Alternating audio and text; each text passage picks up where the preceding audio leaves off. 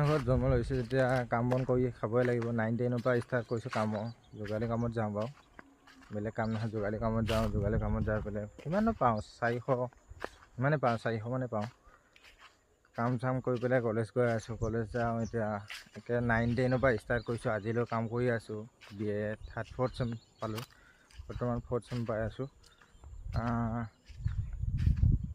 মানে BA পঢ়ি থাকিলে কিমান পইচা লাগে আপোনালোকে জানে। প্ৰতিটো ছমাহৰ মূৰে মূৰে পইচা দৰকাৰ হৈয়ে থাকে। ছমাহৰ মূৰে মূৰে ৰেজিষ্ট্ৰেশ্যন কৰা, কিবা ফৰ্ম ফিল আপ কৰা, এইবিলাক পইচা কিমান লাগে। সেইবিলাক পইচা ঘৰৰ পৰা ইমান দিব নোৱাৰে, কাৰণ দুখীয়া মানুহ। নিজৰ খৰচাটো নিজে উলিয়ালে নিজেও ভাল, কাৰণ কাম বন কৰি হ'লেও কষ্ট কৰি পঢ়িছোঁ। মানে কষ্ট কৰি পঢ়িছোঁ যেতিয়া কিবা এটা হ'ব লাগে।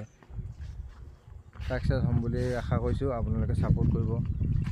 গৰুৰ ওচৰত আহিছিলোঁ, এইবিলাক গৰু চাই আছিলোঁ। এইটোকে ক'লোঁ, মানে আপোনালোকে ছাপোৰ্ট কৰক। নতুন ভিডিঅ' দিম। তেতিয়াহ'লে বাই বাই।